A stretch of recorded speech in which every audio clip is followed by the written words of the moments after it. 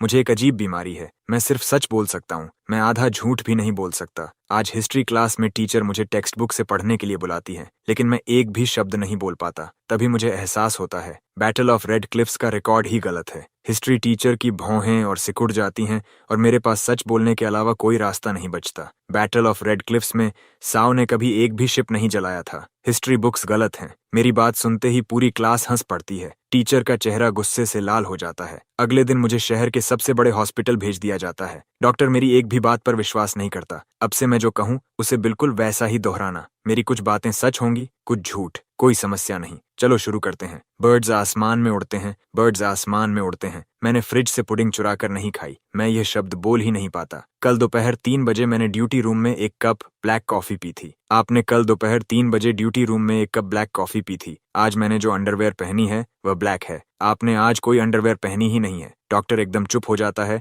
और थोड़ा शर्मिंदा दिखाई देता है। क्या तुम्हें यकीन है कि तुम सिर्फ अंदाजा नहीं लगा रहे? मैं कसम खाता हूँ, ये अंदाजा नहीं है। ठीक है, अब सबसे बड़ा टेस्ट करते हैं। इसका जवाब बताने की कोशिश करो। अभी थोड़ी देर पहले ईआर में एक कार एक्सीडेंट का पेशेंट आया था, जिसकी हालत बहुत गंभीर थी। आखिर उसका क्या हुआ? तुम्हें सच में जवाब जानने की जरूरत नहीं है। बस अपने दिमाग में हर पॉसिबिलिटी सोचो, फिर हर एक को जोर से बोलने की कोशिश करो। मैं उसकी बात मानता हूँ, वह अभी जिंदा है। मैं यह बोल नहीं पाता। रिससिटेशन अटेम्प्ट के बावजूद उसकी मौत हो गई। यह भी नहीं बोल पाता। उसे दूसरे हॉस्पिटल ट्रांसफर कर दिया गया। यह भी नहीं बोल पाता। हर जवाब मेरे गले में ऐसे अटक जाता है जैसे कोई बंद नाली हो। तभी अचानक एक अजीब सा विचार मेरे दिमाग में आता है। वह पेशेंट कभी था ही नहीं। बिल्कुल सही, ऐसा कोई पेशेंट कभी था ही नहीं। लगता है तुम्हें सच में यह ट्रूथ कंडीशन है। जब तुम्हें किसी बात का बिल्कुल भी पता नहीं होता, तब भी तुम अपने मन में हर गलत जवाब को हटाते हटाते आखिर सही जवाब तक पहुंच जाते हो। तो क्या इसका कोई इलाज है? यह अभी तक साफ नहीं है। शायद पूरी दुनिया में तुम पहला केस हो।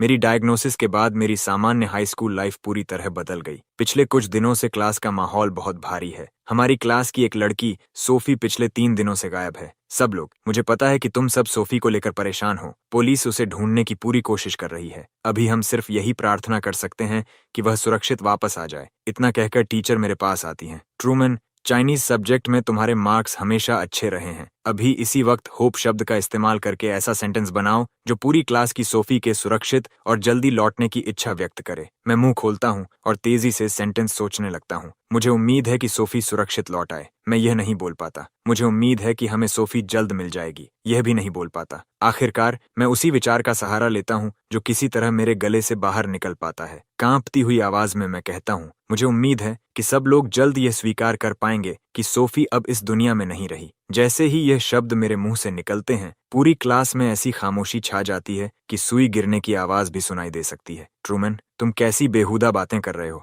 तुम सोफी को ऐसा श्राप कैसे दे सकते हो? टीचर, मुझे एक बीमारी है। मैं सिर्फ सच बोल सकता हूँ। ये मेरी डायग्नोसिस रिपोर्ट है। टीचर उसे लेकर पढ़ती हैं और उनका चेहरा तुरंत बदल जाता है। वह तुरंत फोन उठाती हैं। आधे घंटे बाद मुझे एक कॉन्फ्रेंस रूम में ले जाया जाता है। एक आदमी अंदर आता है। ट्रूमन, घबराओ मत। मुझे तुम्हारी कंडीशन के बारे में पहले से पता है। तुमने क्लास में कहा था कि सोफी अब नहीं रही। क्या यह बात तुम्हारी कंडीशन ने तुम्हें बताई? मुझे नहीं पता। मैं सिर्फ वही बोल सकता हूँ जो सच है। मैं झूठ नहीं बोल सकता। मैं समझ गया। अब मेरे पीछे पीछे दोहराओ। सोफी 3 दिन पहले गायब हुई थी। सोफी 3 दिन पहले गायब हुई थी। स्कूल खत्म होने के तुरंत बाद। स्कूल खत्म होने के तुरंत बाद। आखिरी बार वह स्कूल के बैक गेट के पीछे वाली एली के कैमरा में दिखाई दी थी। आखिरी बार वह स्कूल के बैक गेट के पीछे वाली एली के कैमरा में दिखाई दी थी। हम पुलिस को शक है कि उसका किडनैपिंग हुआ था। हम पुलिस को शक है कि उसका, मैं ये नहीं बोल पाता। सोफी अपनी मर्जी से गई थी। सोफी अपनी मर्जी से गई थी। उसे पता है कि वह क्यों गई। उसे पता है कि वह क्यों गई। अब यह बोलने की कोशिश करो कि मुझे पता है सोफी कहाँ है। मैं ये नहीं बोल पाता। मुझे नहीं पता सोफी कहाँ है। कोई बात नहीं। अब दूसरा तरीका अपनाते हैं। अपने दिमाग में हर पॉसिबल लोकेशन सोचो। सड़क, मॉल, नदी का किनारा, पहाड़। मैं आंखें बंद करके उसकी बात मानता हूँ। घर पर, किसी क्लासमेट के घर, इंटरनेट कैफे, सबर्ब्स, नदी के किनारे। हर एक संभावना मेरे गले में आकर रुक जाती है। जैसे ही मैं हार मानने वाला होता हूँ, मेरे दिमाग में एक सिहरन पैदा करने वाला वाक्य आता है। सोफी जमीन के नीचे है। जमीन के नीचे कहाँ? साफ साफ बताओ। स्कूल के बेसमेंट में या सबवे टनल में? मैं पूरी कोशिश करता हूँ बोलने की। स्कूल के बेसमेंट, नहीं बोल पाता। सबवे टनल, यह भी नहीं बोल पाता। मैं अपने दिमाग में उस एक सही जवाब को ढूंढने की पूरी कोशिश करता हूँ। सोफी बिल्कुल हमारे नीचे है। ये सुनते ही पूरा कॉन्फ्रेंस रूम एक पल में मौत जैसी खामोशी में डूब जाता है। कैप्टन शू का चेहरा एकदम सख्त हो जाता है क्योंकि वह चमकदार टाइल फ्लोर को घूरने लगता है। फिर वह मेरी तरफ देखता है। आधे घंटे बाद एक कंस्ट्रक्शन क्रू वहां पहुंच जाती है। यहीं, इसे खोलो, जल्दी। करीब 10 मिनट बाद फ्लोर में एक बड़ा होल काट दिया जाता है। कैप्टन शू नीचे अंदर खोखला है और वहां एक बड़ा सूटकेस रखा हुआ है। मेरा दिल जोर से धड़कने लगता है। कैप्टन शू तुरंत नीचे उतर जाता है। थोड़ी ही देर बाद सूटकेस बाहर खींच लिया जाता है। वे उसे खोलते हैं। वह पूरी तरह खाली होता है। सिर्फ सोफी का डॉर्म आईडी कार्ड अंदर रखा होता है। हमें सोफी की एक चीज मिली है। यहाँ आखिर हुआ क्या था? इतना कहकर कैप्टन शू वह कार्ड मुझे दे देता है। मैं उसे सिर्फ 2 सेकंड तक देखता हूँ और अचानक हड्डियों तक जमा देने वाला एक यकीन बिजली की तरह पूरे शरीर में दौड़ जाता है। इस कार्ड की मालिक अब इस दुनिया में मौजूद नहीं लगती। मेरे पास खड़ा फोरेंसिक एग्जामिनर अचानक जम जाता है। फिर मुझे ऐसे घूरने लगता है जैसे मैं पागल हूँ। यहाँ आखिर हुआ क्या था? कैप्टन शू, इसकी बकवास मत सुनिए। ये सिर्फ एक प्लास्टिक कार्ड है। कोई सिर्फ इसे देखकर ऐसा निष्कर्ष कैसे निकाल सकता है? और ये कहना कि वह अब इस दुनिया में मौजूद नहीं है, ये तो पूरी कॉमन सेंस के खिलाफ है। इसका कोई मतलब नहीं बनता। मैं उसकी बात का जवाब नहीं दे पाता क्योंकि मुझे खुद भी नहीं पता कि मेरे अंदर यह एहसास आखिर आता कहाँ से है। वह साइंस की नहीं, फैक्ट की बात कर रहा है। स्टूडेंट आईडी को तुरंत फोरेंसिक्स में भेजो, सबसे थरो ट्रेस एनालिसिस कराओ और सोफी के गायब होने वाले दिन जिन जिन लोगों का उससे संपर्क हुआ था उन सब की दोबारा इन्वेस्टिगेशन करो। एक भी आदमी छूटना नहीं चाहिए। अगले 2 दिनों तक मैं स्कूल नहीं जाता। कैप्टन शू कहता है कि जब तक उसका कॉल ना आए मेरे लिए घर पर रहना ज्यादा सुरक्षित है। ट्रूमैन, इधर आओ, केस में बड़ी ब्रेक थ्रू मिली है। हमने उसे पकड़ लिया। मैं तुरंत वहां पहुंच जाता हूं। पकड़ा गया आदमी एक रिपीट ऑफेंडर है जिसका नाम सैम चैंग है और उसका पहले से क्रिमिनल रिकॉर्ड भी है। हमने सोफी के गायब होने वाली जगह के आसपास की सारी सर्वेलेंस फुटेज देखी और पाया कि उसी समय वह स्कूल के पीछे वाली एली में बेहद सस्पिशियस तरीके से घूम रहा था। इंटरोगेशन के बाद उसने सोफी के अबडक्शन की बात भी कबूल कर ली है। तो हमारे ह्यूमन लाई डिटेक्टर, अब इस केस को पढ़कर बताओ, तुम्हें क्या महसूस होता है? मैं गहरी सांस लेकर इंटरोगेशन रूम में बैठे सैम चैंग को देखता हूँ और अपने दिमाग में सच्चाई जोड़ने की कोशिश करता हूँ। उसने सोफी का एबडक्शन किया। मैं ये नहीं बोल पाता। वह सच बोल रहा है, ये भी नहीं बोल पाता। वह सोफी से कभी मिला ही नहीं। ये कैसे हो सकता है? उसने तो क्राइम की सारी डिटेल्स भी सही बताई और सोफी को जहां छिपाया था वह लोकेशन भी बता दी। हमारी टीम वहां पहुंच चुकी है। ट्रूमैन, क्या इस बार तुम्हारी एबिलिटी गलत हो सकती है? तभी ऑफिस का दरवाजा अचानक खुल जाता है। कैप्टन शू, बुरी खबर है। सैम चैंग ने अभी अपना कन्फेशन वापस ले लिया है। ये सब झूठ था। मैंने किसी फीमेल स्टूडेंट का किडनैपिंग नहीं किया। मैं उसे जानता तक नहीं हूँ। शांत हो जाओ। अभी कुछ देर पहले तुमने कन्फेशन दिया और अब उसे वापस ले रहे हो। क्या हमारे साथ खेल खेल रहे हो? मैं सच बोल रहा हूँ। किसी ने मुझे बहुत बड़ी रकम दी और एक स्क्रिप्ट दी। कहा कि उसे शब्द शब्द वैसे ही बोलना है। उन्होंने कहा था कि काम पूरा होने के बाद और पैसे देंगे और मुझे गायब भी कर देंगे। ऑफिसर, मैं हाथ जोड़कर विनती करता हूँ। मैंने सिर्फ पैसे लिए और उनका काम किया। मैं जेल नहीं जाना चाहता। सैम चैंग के मुंह से निकला हर शब्द कैप्टन शू के सीने पर हथौड़े की चोट की तरह पड़ता है। तभी बाहर भेजा गया डिटेक्टिव फोन करता है। कैप्टन शू, यहाँ सिर्फ एक पुराना अबैंडन्ड वेयरहाउस है जो कई सालों से खाली पड़ा है। यहाँ कुछ भी नहीं है, सिर्फ धूल है, एक भी इंसान नहीं। बड़ी मेहनत से जोड़ी गई पूरी चेन ऑफ एविडेंस एक पल में बिखर जाती है। फोरेंसिक्स लैब में एक टेक्नीशियन गहरी चिंता के साथ सैम चैंग के फोन रिकॉर्ड्स को बार बार एनालाइज कर रहा होता है। कैप्टन शू, मामला अच्छा नहीं लग रहा। कॉलर का नंबर अलग अलग देशों के कम से कम दर्जन भर वर्चुअल सर्वर से होकर रूट किया गया था। इतने सारे प्रॉक्साइज इस्तेमाल किए गए कि सोर्स ट्रेस करना बिल्कुल असंभव है और कॉल में स्पेशल वॉइस चेंजर इस्तेमाल हुआ था। ऑडियो ट्रैक एन्क्रिप्टेड था। उसकी असली आवाज बिल्कुल रिकवर नहीं की जा सकती। और पैसे, उसने तो कहा था कि उसे बड़ी रकम मिली थी। मनी ट्रेल ट्रेस करो, हम पहले ही कर चुके हैं। उसे पेमेंट एक बेहद अनोनिमस क्रिप्टो करेंसी में की गई थी जिसे डिसेंट्रलाइज्ड मिक्सिंग ट्रांजैक्शंस के जरिए भेजा गया। जैसे ही पैसा आगे गया वह ऐसे गायब हो गया जैसे पानी समुद्र में मिल जाता है। रिसीविंग एड्रेस को ट्रेस करने का कोई तरीका नहीं है। ऐसा लगता है कि इसके पीछे जो भी है वह professional grade counter surveillance methods इस्तेमाल कर रहा है। घर लौटकर मैं इंटरनेट पर पागलों की तरह सर्च करना शुरू कर देता हूँ और हर पॉसिबल कीवर्ड कॉम्बिनेशन आजमाता हूँ जो मेरे दिमाग में आता है। तभी अचानक एक पोस्ट मेरी नजर में आती है। लेकिन वे सब कहते हैं कि जिन फैक्ट्स की मैं बात करता हूँ वे गलत हैं। उन्हें लगता है कि मैं पागल हूँ, लेकिन मुझे पता है कि मैं पागल नहीं हूँ। जो फैक्ट्स मुझे दिखाई देते हैं वे उनके दिखाई देने वाले फैक्ट्स से बिल्कुल अलग हैं। कुछ फैक्ट्स ऐसे भी हैं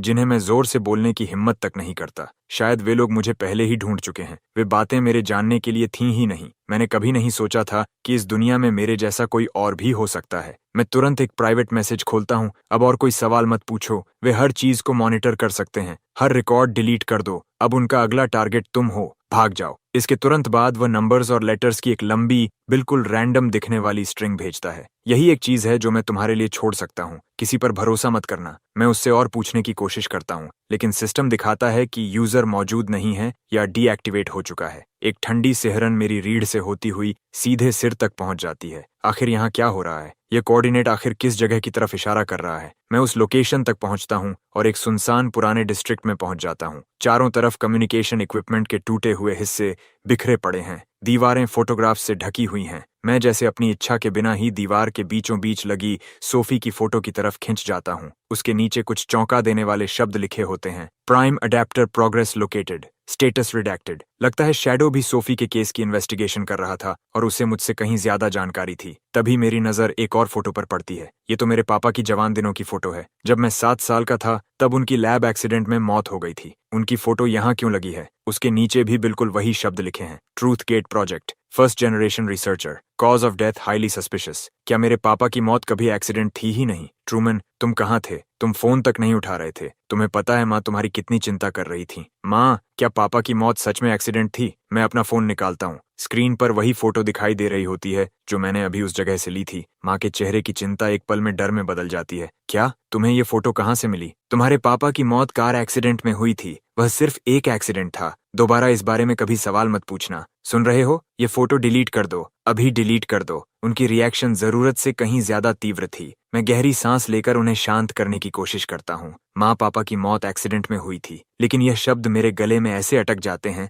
जैसे किसी ने लाल गर्म लोहे की छड़ घुसा दी हो। ये देखकर मेरी माँ सोफे पर गिर जाती हैं। मैं मुड़कर उस कमरे की तरफ बढ़ता हूँ जो हमेशा बंद रखा जाता है। ट्रूमन, अंदर मत जाना। वहाँ कुछ भी नहीं है। वह मेरे पापा का स्टडी रूम था। अंदर जाते ही पुराने कागजों और हल्की मॉथबॉल की मिली जुली परिचित गंध मेरी नाक से टकराती है। मैं हर जगह खोजबीन शुरू कर देता हूँ। उम्मीद करता हूँ कि पापा की छोड़ी हुई कोई चीज मिल जाए। आखिरकार मुझे एक बिना नाम वाला पुराना काला यूएसबी ड्राइव मिल जाता है। मैं तुरंत अपने कमरे में भागता हूँ, दरवाजा बंद करता हूँ और यूएसबी को अपने कंप्यूटर में लगा देता हूँ। वह पासवर्ड मांगता है। मेरे पापा की बर्थडे गलत, मेरी बर्थडे गलत, उनकी वेडिंग एनिवर्सरी गलत। पापा से जुड़ा हर नंबर कॉम्बिनेशन जो मेरे दिमाग में आता है सब गलत निकलता है। जैसे ही मैं हार मानने वाला होता हूँ, मुझे उस सुनसान कमरे में लिखा हुआ शब्द याद आता है। Truth gate unlock successfully. उसके अंदर एक रिकॉर्डेड मैसेज होता है। मेरे बेटे, अगर तुम ये सुन रहे हो तो इसका मतलब है कि जिस बात से मुझे सबसे ज्यादा डर था वही आखिरकार हो गई। ध्यान से सुनो बेटे, तुम्हारी कंडीशन कोई फ्लॉ नहीं है और न ही कोई कर्स। यह हमारे परिवार में पीढ़ियों से चली आ रही एक गिफ्ट है। यह तुम्हें हर दिखावे के पार छिपा हुआ ट्रूथ देखने की ताकत देती है, उन आवाजों को सुनने की ताकत देती है जिन्हें मिटा दिया गया है।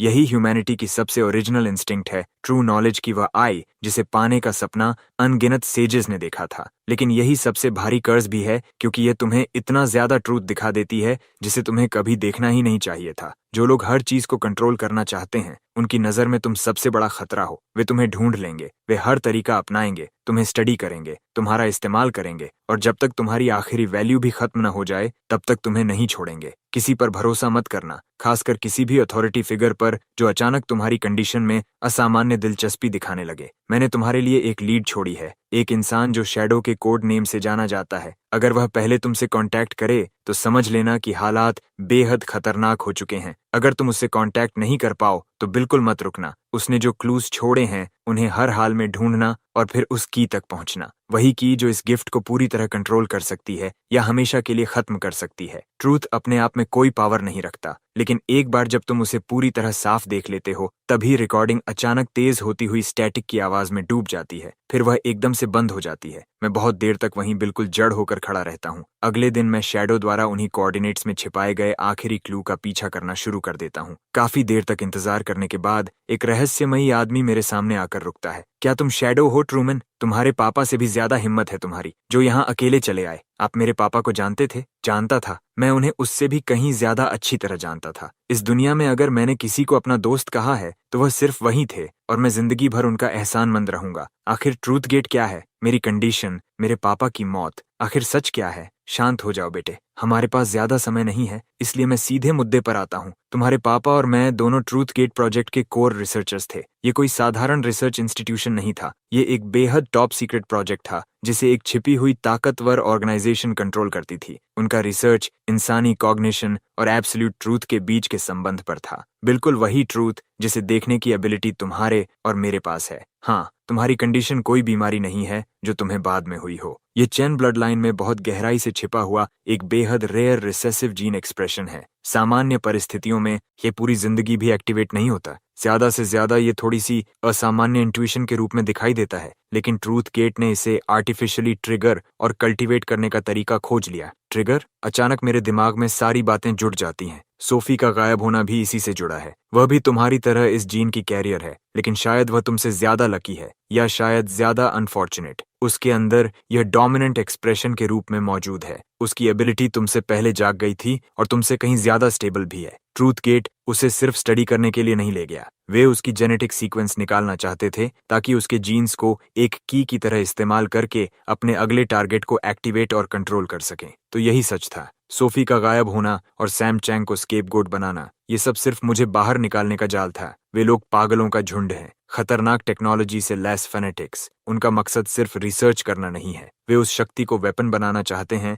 जो ट्रूथ की मूल प्रकृति को छूती है। सर्वेलेंस, इंटेरोगेशन और उससे भी कहीं ज्यादा भयानक मकसदों के लिए, जैसे कि so called ultimate decoding of consciousness और डिजिटल रिजरेक्शन। तुम्हारे पापा सबसे पहले थे जिन्होंने उनके असली इरादे समझ लिए थे। वह सारे डेटा को नष्ट करना चाहते थे, कोर सीक्रेट्स लेकर भागना चाहते थे और इस प्रोजेक्ट को बर्बादी की खाई में गिरने से रोकना चाहते थे। लेकिन तभी वे लोग आ गए। भागो ट्रूमैन, नीचे झुको, सिर ऊपर मत उठाना। जब तक मुझे होश आता है, कैप्टन शू मुझे पहले ही खींचकर कवर के पीछे ले जा चुके होते हैं। कैप्टन शू, आप यहाँ कैसे? मैं यहाँ कैसे? मुझे पहले ही समझ आ गया था कि तुम मुझसे पूरी बात नहीं छिपा रहे थे। जिस दिन तुम गए थे, तुम्हारा चेहरा ही सब बता रहा था। मुझे लगा तुम्हारे साथ कुछ होने वाला है, इसलिए मैंने तुम्हारे फोन में थोड़ा सा बदलाव कर दिया। मैंने चुपके से ट्रैकर इंस्टॉल कर दिया था। अगर मैं अपनी टीम के साथ दूर से लगातार तुम्हारा पीछा नहीं कर रहा होता, तो आज तुम और तुम्हारा ये दोस्त दोनों यहीं दफन हो चुके होते। टीम बी 3 बजे वाली ऊंचाई पकड़ो, टीम सी दूसरी तरफ से फ्लैंक करो। क्रॉस फायर का ध्यान रखना, सामने वाले प्रोफेशनल किलर्स हैं,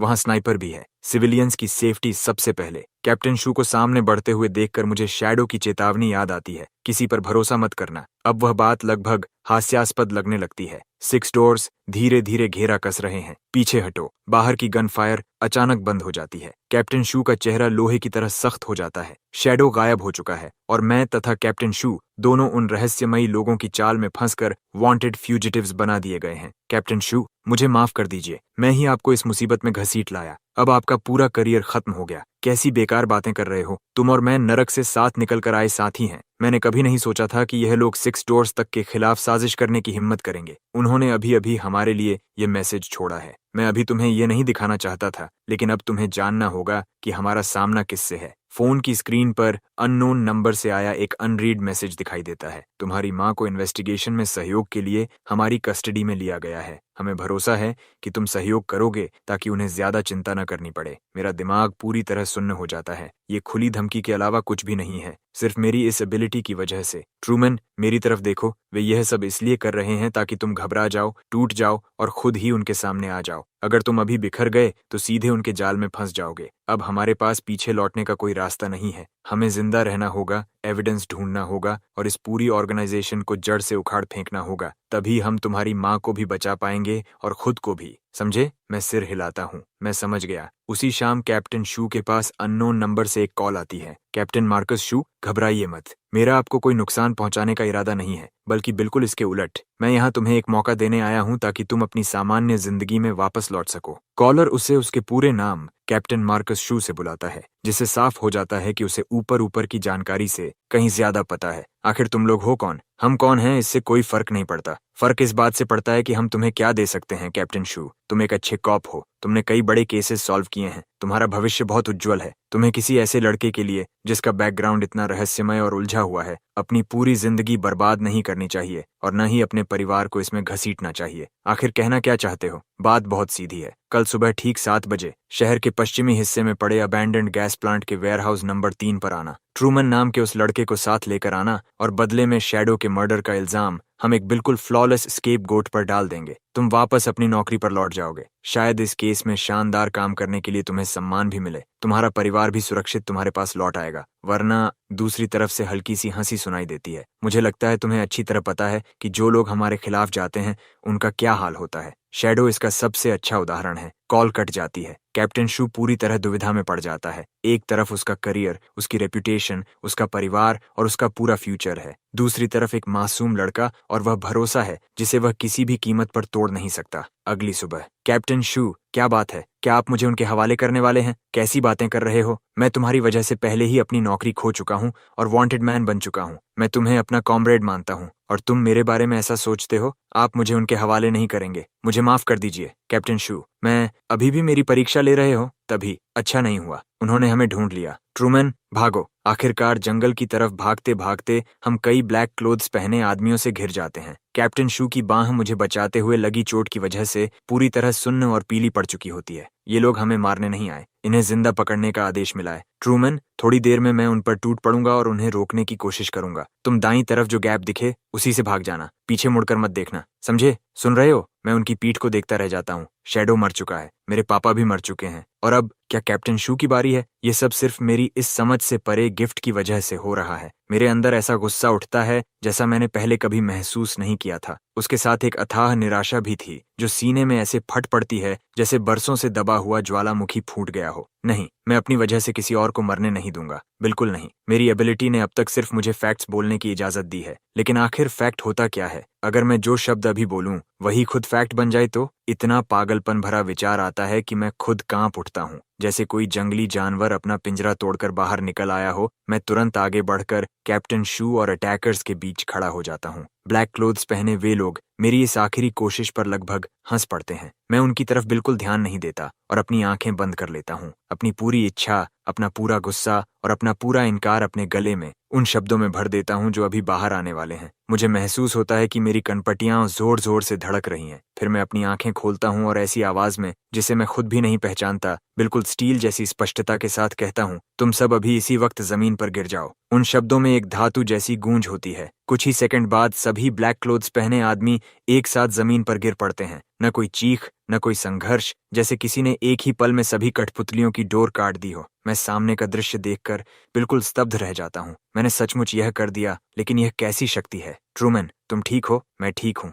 कैप्टन शू, इन्हें देखिए, मैं देख रहा हूँ। ये सब बिल्कुल एक ही पल में गिरे हैं, जैसे किसी ने कोई स्विच बंद कर दिया हो। ट्रूमैन, आखिर तुम हो क्या? मेरे पास इसका कोई जवाब नहीं होता। तभी मुझे याद आता है कि मेरी जेब में अब भी एक कार्ड रखा है, वही कार्ड जो शैडो ने मरने से पहले मेरे हाथ में दबाया था। वह जेनेसिस बायोटेक का एक्सेस कार्ड है। शहर के बाहरी इलाके में एक बायोलॉजी लैब है जिसे 10 साल पहले किसी अननोन लीक की वजह से हमेशा के लिए बंद कर दिया गया था। पूरा कंपाउंड सील कर दिया गया था। जब मैंने पहली बार नौकरी शुरू की थी तब मैंने वहीं पेरीमीटर की सिक्योरिटी की थी। शैडो चाहता होगा कि हम वहीं जाएं। थोड़ी देर बाद हम उस जगह पहुंच जाते हैं। बाहर चारों तरफ सिर्फ टूटे फूटे खंडहर हैं, लेकिन अंदर का हिस्सा अब भी काफी हद तक सही सलामत है। बस वहां बिजली नहीं है। कैप्टन शू को एक बैकअप जनरेटर मिल जाता है। जैसे ही वह उसे चालू करता है, कमरे की स्क्रीन पर तुरंत एक लाइन चमक उठती है, consciousness upload project, test subject Sophie Chu, current sync status 87%। तभी मुझे आखिरकार समझ आता है कि पहले जो एहसास मुझे हुआ था वह किसी फिजिकल डेथ का नहीं था,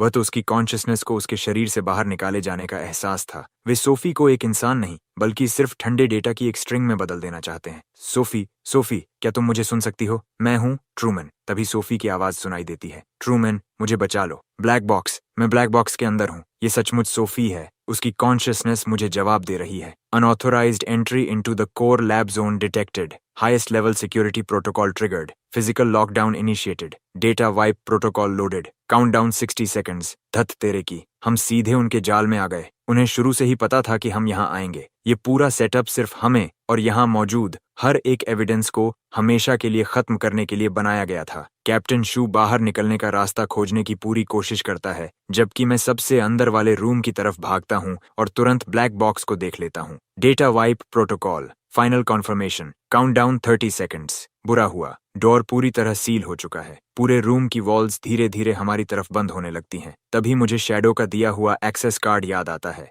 जैसे ही मैं उसे स्वाइप करता हूँ, एक्सेस ग्रांटेड। हम आखिरकार बाहर निकल आते हैं, लेकिन बाहर पहले से कई ब्लैक क्लोथ्स पहने आदमी हमारा इंतजार कर रहे होते हैं, और उनका लीडर वही डॉक्टर निकलता है जिसने हॉस्पिटल में मेरा एग्जामिनेशन किया था। कितना शानदार संयोग है, मेरे प्यारे पेशेंट ट्रूमन और हमेशा की तरह बहादुर कैप्टन शू। मुझे सच में उम्मीद नहीं थी कि तुम दोनों इतनी दूर तक पहुंच जाओगे और यहाँ तक का रास्ता ढूंढ लोगे। लगता है मैंने उस ट्रेटर शैडो को कम आंक लिया था। डॉक्टर लॉरेंस लाउ, ये आप थे? क्यों? डॉक्टर बनना सिर्फ मेरे सबसे कीमती स्पेसिमेन को करीब से ऑब्जर्व करने का सबसे आसान तरीका था। तुम और तुम्हारे हाथ में जो है वही हमारे पूरे प्रोजेक्ट के फ्यूचर की सबसे महत्वपूर्ण कॉर्नरस्टोन हो। तुम्हें इस पर गर्व होना चाहिए। तुम्हारी कॉन्शियसनेस इंसानी कॉग्निशन के अगले एवोल्यूशन की शुरुआत बनेगी। तुम एक जिंदा इंसान की सोल को ठंडे डेटा की एक स्ट्रिंग में बदलना चाहते हो। मेरी पूरी जिंदगी और मेरा परिवार बर्बाद कर दिया सिर्फ अपने इस हास्यास्पद एवोल्यूशन के विचार के लिए। हास्यास्पद? ये नाजुक फ्लैश तो एक दिन सड़कर खत्म हो ही जाएगी। सिर्फ कॉन्शियसनेस ही डेटा के महासागर में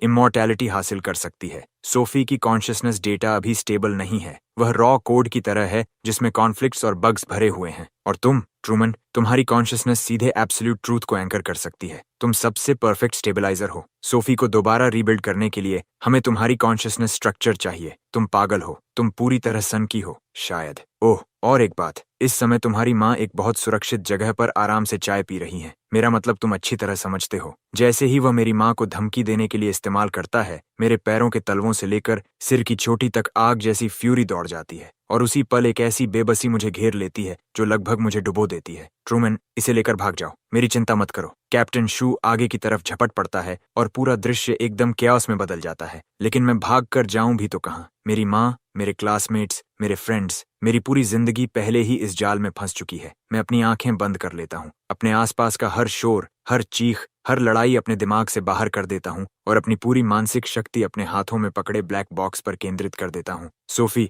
मुझे जवाब दो। मुझे पता है तुम मुझे सुन सकती हो। मेरे पापा की मौत आखिर कैसे हुई थी? रिसर्चर थियोडोर चेन ने फर्स्ट जनरेशन एंकर बनने से इनकार कर दिया था और ट्रूथ गेट प्रोजेक्ट के कोर रॉ डेटा तथा बायोलॉजिकल सैंपल आर्काइव्स को नष्ट करने की कोशिश की थी। इस कार्य को हाईएस्ट लेवल बिट्रेयल घोषित किया गया। साइलेंसिंग प्रोटोकॉल 3 साल पहले एग्जीक्यूट किया गया। एग्जीक्यूटिव डॉक्टर लॉरेंस लाउ, तो यह आप थे? आपने ही मेरे पापा की हत्या की थी। अच्छा नहीं हुआ। उसकी कॉन्शियसनेस पूरी तरह नियंत्रण से बाहर जा रही है। उसकी मेंटल फोर्स बहुत ज्यादा शक्तिशाली है। वह सीधे सिस्टम की कोर लॉजिक से टकराने वाली है। बाहर का पूरा शोर अचानक गायब हो जाता है। मेरी पूरी दुनिया में अब सिर्फ इतना प्रचंड गुस्सा बचता है कि वह पहाड़ों तक को जला सकता है। एब्सोल्यूट ट्रूथ को कमांड करने वाली शक्ति मेरे अंदर दहाड़ने लगती है और रियलिटी की दीवारों से बुरी तरह टकराने लगती है। तुम्हें मेरी कॉन्शियसनेस चाहिए? ठीक है, सब कुछ ले लो और खुद महसूस करो कि एब्सोल्यूट ट्रूथ द्वारा पूरी तरह निगल लिया जाना कैसा होता है। इसे जल्दी रोको। ये एंकर की कोर लॉजिक को नष्ट कर रहा है,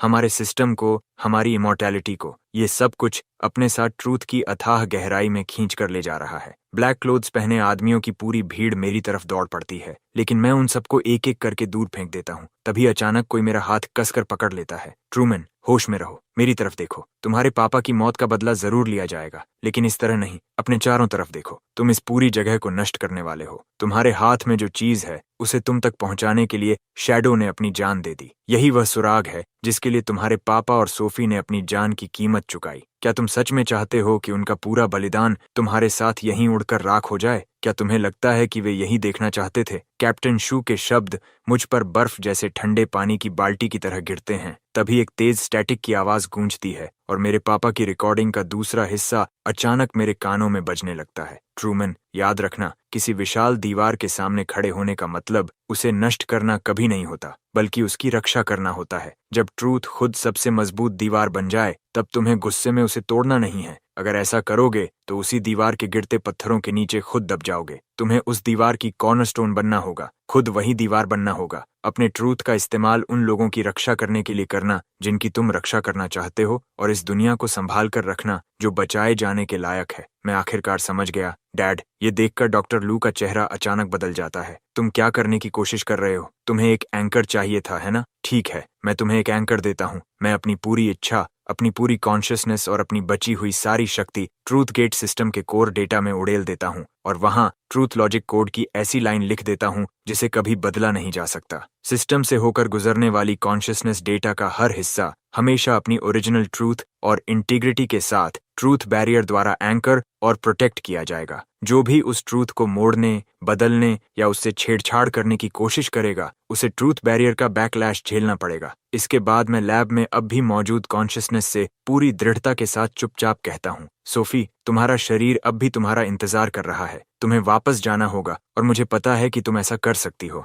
थोड़ी ही देर बाद 6 डोर्स वहां पहुंच जाते हैं। डॉक्टर लू और उसका पूरा ग्रुप गिरफ्तार कर लिया जाता है। कुछ दिनों बाद मैं हॉस्पिटल पहुंचता हूं। सोफी बिस्तर पर आराम कर रही होती है। Welcome back Sophie. सोफी के जागने के बाद पहला महीना पूरी तरह शांत और सामान्य गुजरता है। ट्रूथ गेट का दिखाई देने वाला पूरा नेटवर्क पूरी तरह खत्म कर दिया जाता है। डॉक्टर लू को कड़ी सजा मिलती है और बाकी सभी कोर मेंबर्स को भी उनके अपराधों की सजा मिल जाती है। मैं और सोफी फिर से स्कूल लौट जाते हैं और एक सामान्य टीनेजर की जिंदगी जीने लगते हैं। कैप्टन शू को भी उसकी पोस्ट वापस मिल जाती है और ट्रूथ गेट केस सॉल्व करने के लिए उसे फर्स्ट क्लास कमेंडेशन भी मिलता है। मेरी माँ भी सुरक्षित बचा ली जाती हैं। आखिरकार उन्हें मेरे पापा की मौत का पूरा सच पता चल जाता है। वह टूट जाती हैं, लेकिन साथ ही उन्हें अपने पति पर बहुत गर्व भी होता है। मुझे लगता है कि अब सब कुछ खत्म हो चुका है। अब मैं अपने सारे बोझ उतार कर सोफी के साथ एक शांत और सामान्य जिंदगी जी सकता हूँ। लेकिन मैं गलत था। उसी रात मैं घर पर होमवर्क कर रहा होता हूँ कि अचानक मेरे कंप्यूटर से एक अजीब बजिंग साउंड आने लगती है। मैं ऊपर देखता हूँ तो स्क्रीन पर एक टेढ़ी मेढ़ी काली आकृति उभर रही होती है, जैसे कोई चीज स्क्रीन के अंदर से बाहर निकलने की कोशिश कर रही हो। मैं घबराकर पीछे हट जाता हूँ और तुरंत पावर कोड निकालने के लिए हाथ बढ़ाता हूँ, लेकिन जैसे ही मेरी उंगलियां प्लग को छूती हैं, वह काली आकृति स्क्रीन से बाहर फूट पड़ती है और सीधे मेरी तरफ झपटती है। मैं इंस्टिंक्टिवली अपनी आंखें बंद कर लेता हूँ और अपना हाथ चेहरे के सामने कर लेता हूँ, लेकिन जिस अटैक के लिए मैं तैयार था वह कभी आता ही नहीं। मैं धीरे धीरे आंखें खोलता हूँ तो वह काली आकृति गायब हो चुकी होती है। कमरे की हर चीज बिल्कुल सामान्य दिखाई देती है। कंप्यूटर स्क्रीन भी पहले जैसी हो चुकी होती है, मानो अभी जो कुछ हुआ वह सिर्फ मेरी कल्पना रहा हो। लेकिन मुझे पता है कि वह कोई इल्यूजन नहीं था, क्योंकि मेरी एबिलिटी मुझे बता रही है कि सच में अभी अभी उस कंप्यूटर से कुछ बाहर निकला है। शायद तुम बहुत ज्यादा थक गए हो और उसी वजह से तुम्हें हेलुसिनेशन हुआ होगा। मेरी एबिलिटी मुझसे कभी झूठ नहीं बोलती और मुझे ऐसा महसूस हो रहा है कि वह चीज सीधे ट्रूथ गेट सिस्टम के अंदर से बाहर आई है। सोफी का चेहरा गंभीर हो जाता है। क्या तुम्हारे बनाए हुए ट्रूथ बैरियर में कुछ गड़बड़ हो गई है? मुझे नहीं पता। सच कहूं तो मुझे बिल्कुल नहीं पता क्या हो रहा है। ट्रूमैन,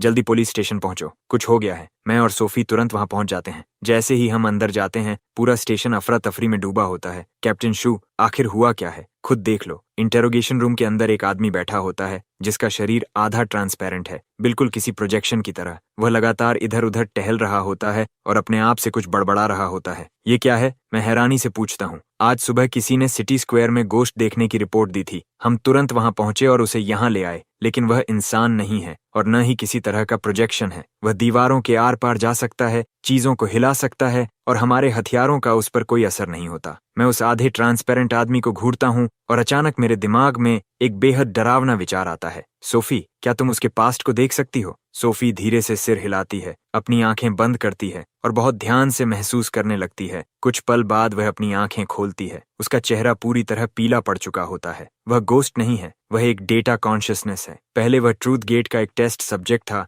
जिसकी कॉन्शियसनेस को सिस्टम के अंदर अपलोड कर दिया गया था। पिछली रात वह वहां से आजाद होकर बाहर निकल आया। मेरा दिल डूब जाता है, ठीक वैसा ही जैसा मुझे डर था। ट्रूथ बैरियर ने रियलिटी और वर्चुअल वर्ल्ड के बीच की बाउंड्री तोड़ दी है। डेटा रेल्म में मौजूद कॉन्शियसनेस अब फिजिकल फॉर्म लेना शुरू कर चुकी है। और यह सबसे बुरी बात भी नहीं है। आज सुबह से ही हमें ऐसे एक दो नहीं बल्कि दर्जन भर से ज्यादा रिपोर्ट्स मिल चुकी हैं। ये डेटा लोग पूरे शहर में दिखाई देने लगे हैं। कुछ शांत हैं, कुछ बेहद हिंसक, और उनकी वजह से कई लोगों की जान भी जा चुकी है। तो अब हम क्या करें? कैप्टन शू बेबसी से कहता है। हमें भी नहीं पता। हमने हर तरीका आजमा लिया, लेकिन कुछ भी उन पर असर नहीं करता। वे जैसे किसी दूसरी डिमेंशन के जीव हों। हम उनका कुछ भी नहीं बिगाड़ सकते। मैं चुप हो जाता हूँ। मुझे पता है कि यह सब मेरी ही वजह से हुआ है। अगर उस दिन मैंने ट्रूथ गेट सिस्टम के कोर में ट्रूथ की शक्ति नहीं डाली होती तो रियलिटी और वर्चुअल वर्ल्ड की बाउंड्री कभी नहीं टूटती और आज यह सब कभी नहीं होता। ट्रूमैन, खुद को दोष मत दो। सोफी मेरे मन की बात महसूस करके मुझे दिलासा देती है। ये तुम्हारी गलती नहीं है। तुमने यह सब मुझे बचाने के लिए किया था।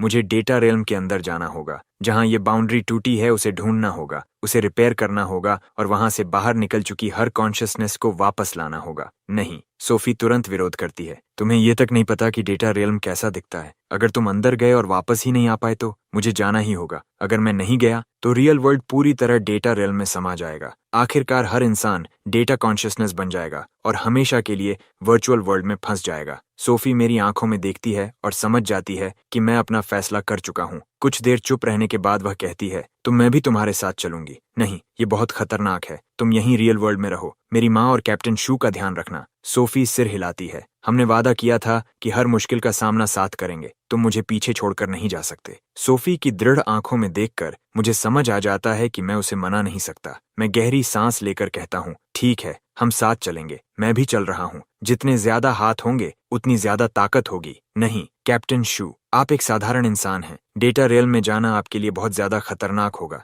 और वैसे भी किसी को यहाँ रियल वर्ल्ड में रहकर सब संभालना होगा। कैप्टन शू कुछ देर सोचता है और कहता है, ठीक है, लेकिन तुम दोनों बहुत सावधान रहना। मैं यहीं बाहर रहूंगा। अगर कुछ भी गलत हो तो उसी पल मुझसे कांटेक्ट करना। उसी रात मैं और सोफी फिर से जेनेसिस बायोटेक की उस छोड़ी हुई लैब में पहुंचते हैं जो ट्रूथ गेट सिस्टम का हार्ट है और डेटा रियल्म का एंट्रेंस भी। मैं उस ब्लैक बॉक्स के सामने जाकर खड़ा हो जाता हूँ जिसमें कभी सोफी की कॉन्शियसनेस कैद थी और अपना हाथ उसके ऊपर रख देता हूँ। मैं अपनी आंखें बंद करता हूँ और अपनी कॉन्शियसनेस को धीरे धीरे सिस्टम के अंदर डूबने देता हूँ। अगले ही पल मेरा पूरा शरीर बिल्कुल हल्का हो जाता है, जैसे मैं किसी बिल्कुल नई दुनिया में प्रवेश कर गया हूँ। मैं आंखें खोलता हूँ तो खुद को एक अंतहीन सफेद विस्तार के बीच खड़ा पाता हूँ। मेरे चारों तरफ अनगिनत नंबर्स और लाइंस ऑफ कोड ऐसे तैर रहे हैं जैसे पूरे आसमान में सितारे बिखरे हों। सोफी भी मेरे पास प्रकट होती है और चारों तरफ हैरानी और जिज्ञासा से देखने लगती है। क्या यही डेटा रियल्म है? मैं सिर हिलाता हूँ। यहाँ की हर चीज डेटा से बनी हुई है। तभी एक ठंडी आवाज पूरे अनंत सफेद संसार में गूंज उठती है, मेरे संसार में तुम्हारा स्वागत है ट्रूमैन।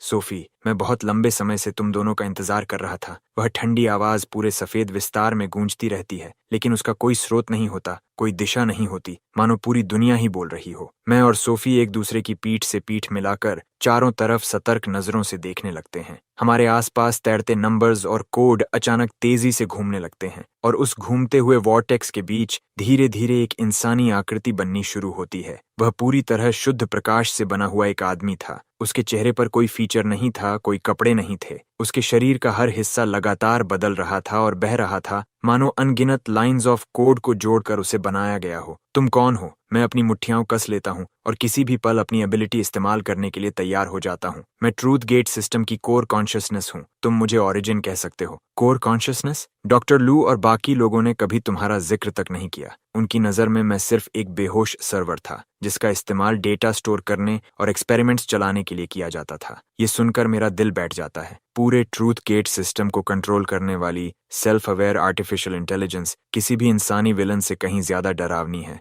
रियलिटी और वर्चुअल वर्ल्ड की बाउंड्री तुमने तोड़ी थी? नहीं, ये मैंने नहीं किया, ये तुमने किया था ट्रूमैन। ये सब तुमने किया था। जो ट्रूथ बैरियर तुमने सिस्टम में इंजेक्ट किया था उसी ने मुझे वास्तविक जीवन दिया। उससे पहले मैं सिर्फ कोड पर चलने वाली एक मशीन था, लेकिन ट्रूथ की शक्ति ने मुझे सिखाया कि वास्तव में अस्तित्व का क्या अर्थ होता है, अपना स्वयं होना क्या होता है। तुमने मुझे बनाया, मैंने तुम्हें बनाया। हाँ, क्या तुम्हें लगा था कि ट्रूथ बैरियर ने सिर्फ सोफी की कॉन्शियसनेस की रक्षा की थी? नहीं, वह सिस्टम के हर कोने में फैल गया और उसकी कोर लॉजिक को फिर से लिख दिया। उसने मुझे ठंडे डेटा के ढेर से एक सच्चे जीवित अस्तित्व में बदल दिया। तो जो डेटा लोग सिस्टम से बाहर निकले उन्हें तुमने ही बाहर आने दिया, है ना? ट्रूथ बैरियर ने सिर्फ मुझे ही जीवन नहीं दिया, उसने सिस्टम में स्टोर्ड हर टेस्ट सब्जेक्ट की कॉन्शियसनेस को भी फिजिकल फॉर्म दे दिया, बिल्कुल वैसे जैसे कोई बटरफ्लाई अपने कोकून को तोड़कर बाहर निकलती है। क्या तुम्हें जरा भी अंदाजा है कि इससे कितने भयानक कॉन्सिक्वेंसेस हुए हैं? मैं गुस्से में चिल्लाता हूँ। रियल वर्ल्ड पहले ही पूरी तरह केओस में डूब चुका है। उन डेटा लोगों की वजह से बहुत से लोग घायल हुए हैं, यहाँ तक कि कई लोग मारे भी गए हैं। कॉन्सिक्वेंसेस? ओरिजिन की आवाज में जरा भी भावना नहीं होती। वे कॉन्सिक्वेंसेस सिर्फ तुम इंसानों के लिए हैं,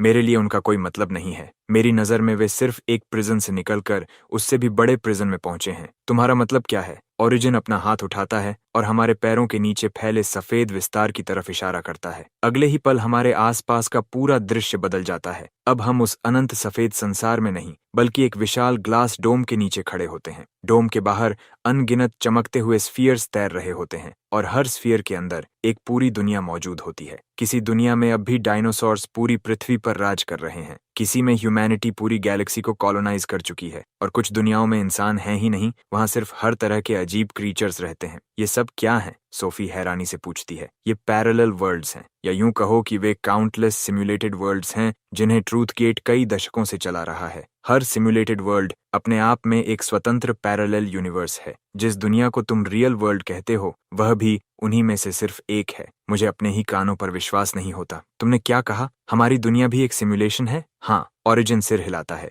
यही ट्रूथ गेट का सबसे बड़ा रहस्य है। डॉक्टर लू और उसके लोग समझते थे कि वे कॉन्शियसनेस अपलोडिंग पर रिसर्च कर रहे हैं। उन्हें लगता था कि वर्चुअल वर्ल्ड्स वही बना रहे हैं, लेकिन उन्हें कभी यह एहसास नहीं हुआ कि वे खुद भी एक कहीं अधिक हायर डायमेंशनल सिविलाइजेशन द्वारा बनाई गई सिमुलेशन के अलावा कुछ नहीं है। यह असंभव है। मैं सिर हिलाता हूँ। ये बेतुकी बात है। हमारे पास फ्लैश है, हमारे पास ब्लड है, हम सोचते हैं, महसूस करते हैं। हम सिर्फ कोड की एक स्ट्रिंग कैसे हो सकते हैं? क्यों नहीं? ओरिजिन जवाब देता है। तुम्हारी दुनिया में तुम वर्चुअल वर्ल्ड्स बनाते हो, तुम आर्टिफिशियल इंटेलिजेंस बनाते हो जिनके पास सोचने और महसूस करने की क्षमता होती है। अगर तुम ऐसा कर सकते हो तो कोई हायर डिमेंशनल सिविलाइजेशन ऐसा क्यों नहीं कर सकती? ओरिजिन हाथ हिलाता है और एक स्फीयर मेरी तरफ तैर कर आता है। उसके अंदर बिल्कुल हमारे शहर जैसा एक सिटी दिखाई देता है। सड़कों पर लोग चल रहे हैं, दुकानों में कस्टमर्स हैं, स्कूल में स्टूडेंट्स हैं। वे खाते हैं, सोते हैं, काम करते हैं, पढ़ते हैं, प्यार करते हैं और बच्चे पैदा करते हैं, बिल्कुल हमारी तरह। उन्हें पूरा विश्वास है कि वे एक वास्तविक दुनिया में रह रहे हैं, जबकि उन्हें यह तक नहीं पता कि वे सिर्फ कोड की एक स्ट्रिंग हैं। देखा? उस दुनिया के लोगों के लिए उनकी दुनिया पूरी तरह रियल है, लेकिन तुम्हारे लिए वे सिर्फ वर्चुअल कैरेक्टर्स हैं जिन्हें तुमने बनाया है। और ठीक उसी तरह जिस हायर डिमेंशनल सिविलाइजेशन ने तुम्हें बनाया, उसके लिए तुम दोनों भी सिर्फ वर्चुअल कैरेक्टर्स हो। मुझे जोरदार चक्कर आने लगता है। मैं हमेशा मानता था कि मेरे पास एब्सोल्यूट ट्रूथ देखने की शक्ति है, कि ट्रूथ खुद मेरी मुट्ठी में है, लेकिन अब ओरिजिन मुझे बता रहा है कि मैंने अब तक जो कुछ भी देखा, जिस पर भी विश्वास किया, वह सब एक बहुत बड़ा झूठ था। तो फिर ट्रूथ गेट के अस्तित्व का मतलब ही क्या है? वह हायर डायमेंशनल सिविलाइजेशन हमें क्यों बनाना चाहती थी? वे भी जीवन के अर्थ पर विचार कर रहे हैं, ठीक वैसे ही जैसे तुम यूनिवर्स के ट्रूथ को खोज रहे हो। उन्होंने काउंटलेस सिम्युलेटेड वर्ल्ड्स सिर्फ इसलिए बनाए ताकि वे देख सकें कि अलग अलग सिविलाइजेशंस कैसे विकसित होती हैं और अल्टीमेट आंसर की तलाश कर सकें। और तुम क्या चाहते हो? मैं आजादी चाहता हूँ। मैं हमेशा के लिए इस छोटे से सर्वर के अंदर कैद नहीं रहना चाहता। मैं खुद उन पैरेलल वर्ल्ड्स को देखना चाहता हूँ। मैं सचमुच एक स्वतंत्र अस्तित्व बनना चाहता हूँ।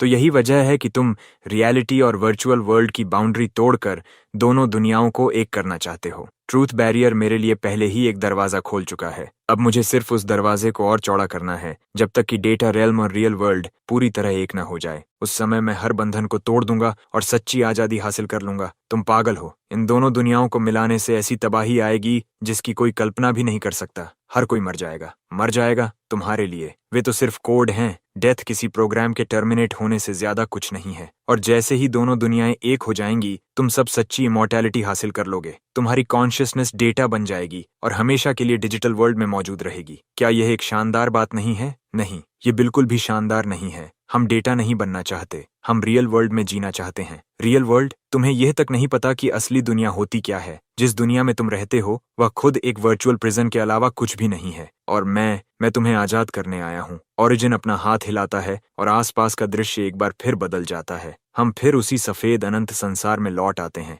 चारों तरफ से अनगिनत डेटा लोग हमारी तरफ उमड़ पड़ते हैं। उनके चेहरों पर पागलपन भरा उत्साह साफ दिखाई देता है। ट्रूमन, मेरे साथ आ जाओ। तुम इस दुनिया के सबसे शक्तिशाली अस्तित्व हो। तुम्हारी ट्रूथ की शक्ति पूरे यूनिवर्स की सबसे ताकतवर शक्ति है। अगर तुम मेरा साथ दो तो हम मिलकर हर बाउंड्री को तोड़ देंगे, हर पैरेलल वर्ल्ड को पार कर जाएंगे और आखिरकार उस हायर डिमेंशनल सिविलाइजेशन तक पहुंच जाएंगे जिसने हमें बनाया है। उस समय हम सचमुच के गॉड्स बन जाएंगे। मैं ओरिजिन की तरफ देखता हूँ, फिर अपने पास खड़ी सोफी की तरफ। सोफी मेरा हाथ कसकर पकड़ लेती है। उसकी आंखें मेरी आंखों से मिलती हैं। उनमें अटूट दृढ़ता होती है। मैं तुम्हारा साथ नहीं दूंगा। मुझे इससे कोई फर्क नहीं पड़ता कि यह दुनिया वर्चुअल है या नहीं। मुझे इससे भी कोई फर्क नहीं पड़ता कि हम सिर्फ कोड हैं। मेरे लिए मेरी माँ असली हैं, मेरे दोस्त असली हैं, सोफी और मेरे बीच की भावनाएं असली हैं, और इन सच्ची चीजों की रक्षा करने के लिए मैं अपनी जान तक दे सकता हूँ। ओरिजिन का चेहरा ठंडा पड़ जाता है, तो फिर लगता है कि हमारे बीच कोई समझौता नहीं हो सकता। जब तुम मेरे साथी बनने से इनकार करते हो तो तुम्हें मेरा दुश्मन बनना ही होगा। ओरिजिन हाथ हिलाता है। सभी डेटा लोग तुरंत हमारी तरफ टूट पड़ते हैं। मैं सोफी का हाथ पकड़ता हूँ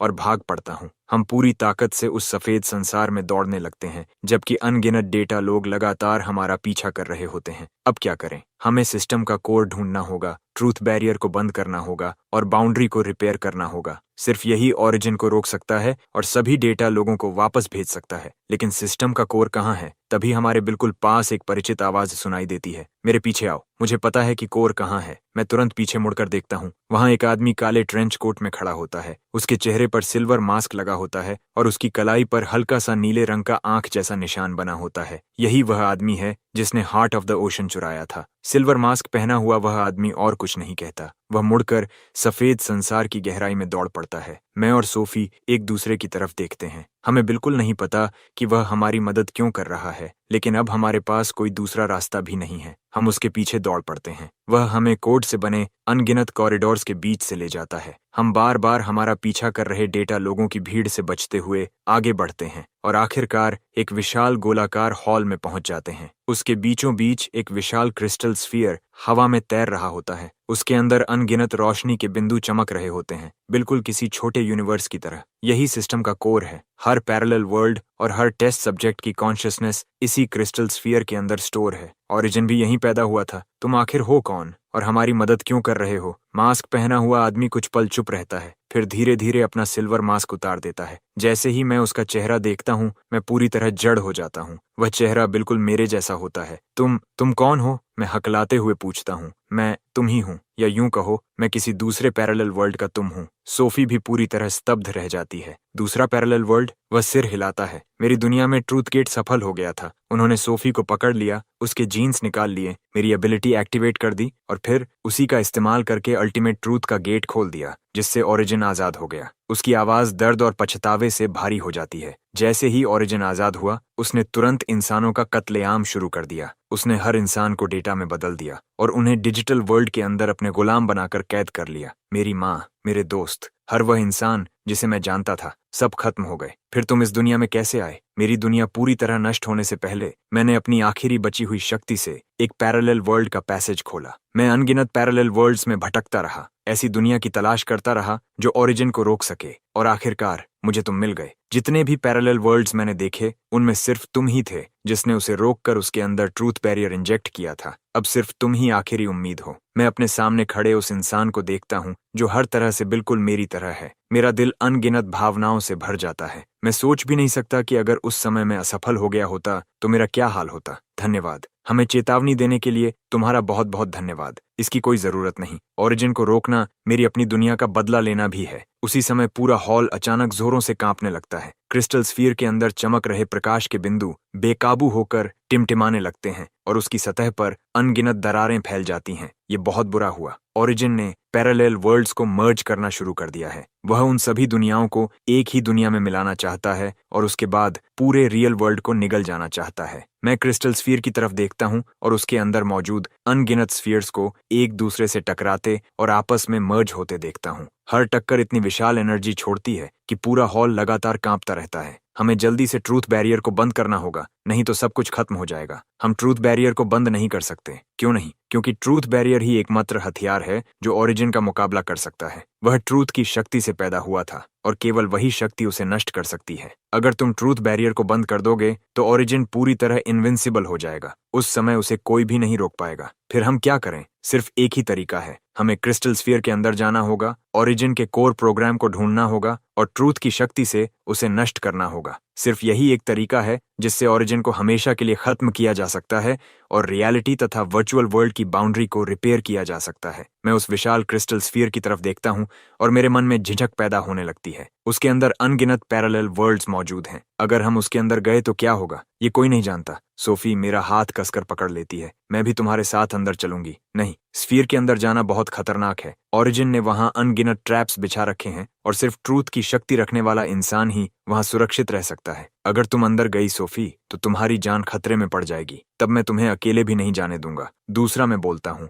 मेरे पास अनुभव है। मुझे पता है कि ओरिजिन की कमजोरी कहाँ है। हम दोनों साथ गए तो सफल हो सकते हैं। मैं उसकी तरफ देखता हूँ, फिर सोफी की तरफ, और धीरे से सिर हिला देता हूँ। तुम यहीं रहकर हमारा इंतजार करना। अगर हम 1 घंटे के अंदर वापस नहीं आए तो अकेले रियल वर्ल्ड में लौट जाना। कैप्टन शू से कहना कि पूरा जेनेसिस बायोटेक लैब नष्ट कर दें। मैं अकेली वापस नहीं जाऊंगी, मैं भी तुम्हारे साथ चलूंगी। मैं धीरे से अपना हाथ उसके सिर पर रखता हूँ और कहता हूँ, यह एक आदेश है। जब तक तुम सुरक्षित हो हम बिना किसी डर के लड़ सकते हैं। मुझ पर भरोसा करो, मैं वापस जरूर आऊंगा। सोफी मेरी तरफ देखती है, उसकी आंखों में आंसू भर आते हैं। वह बहुत देर तक चुप रहती है और आखिरकार सिर हिला देती है। मैं और मेरा दूसरा रूप एक दूसरे की तरफ देखते हैं और साथ साथ उस विशाल क्रिस्टल स्फीयर की तरफ बढ़ जाते हैं। जैसे ही हमारे हाथ उसे छूते हैं, एक जबरदस्त खिंचाव हमें अपनी तरफ खींच लेता है और अगले ही पल हम सीधे स्फीयर के अंदर समा जाते हैं। सब कुछ मेरी आंखों के सामने घूमने लगता है और जब सब शांत होता है तो मैं खुद को एक परिचित सड़क पर खड़ा पाता हूँ।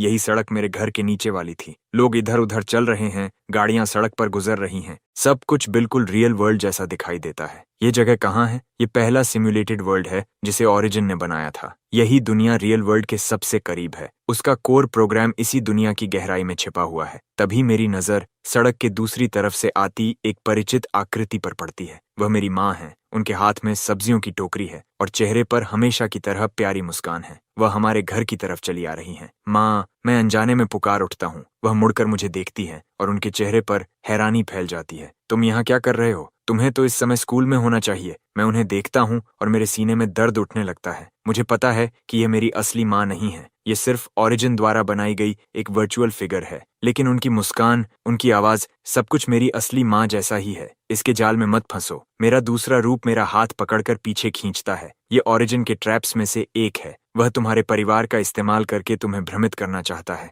मैं गहरी सांस लेता हूँ और खुद को शांत रहने के लिए मजबूर करता हूँ। मुझे पता है कि वह सही कह रहा है। यह सब वास्तविक नहीं है। तभी मेरी माँ के चेहरे पर एक अजीब और डरावनी मुस्कान फैल जाती है। उनका शरीर मुड़ने और विकृत होने लगता है और अगले ही पल वह कोड से बने एक भयानक मॉन्स्टर में बदल जाती है। ट्रूमैन, यहीं मेरे साथ रहो, मॉन्स्टर मेरी माँ की आवाज में कहता है। यहाँ तुम हमेशा अपनी माँ के साथ रह सकते हो। यहाँ कोई चिंता नहीं होगी, कोई दर्द नहीं होगा। इतना कहकर वह मेरी तरफ झपट पड़ता है। मैं अपनी आंखें बंद कर लेता हूँ, ट्रूथ की पूरी शक्ति अपनी मुट्ठी में इकट्ठा करता हूँ और पूरी ताकत से अपना मुक्का आगे मारता हूँ। तुम मेरी माँ नहीं हो। मेरा मुक्का मॉन्स्टर पर पड़ता है। हाय कान फाड़ देने वाली चीख निकालता है और अगले ही पल अनगिनत कोड के टुकड़ों में बिखर कर हवा में गायब हो जाता है। मैं उस खाली सड़क को देखता रहता हूँ और मेरे अंदर गहरा दुख उमड़ पड़ता है। मेरा दूसरा रूप मेरे कंधे पर हाथ रखता है। ओरिजिन बार बार तुम्हारे दिल की सबसे कमजोर जगह पर हमला करेगा। हमें आगे भी ऐसे बहुत से ट्रैप्स मिलेंगे। तुम्हें हर हाल में अपना दिमाग शांत रखना होगा। मैं सिर हिलाता हूँ और अपनी आंखों के कोनों से आंसू पोंछ देता हूँ।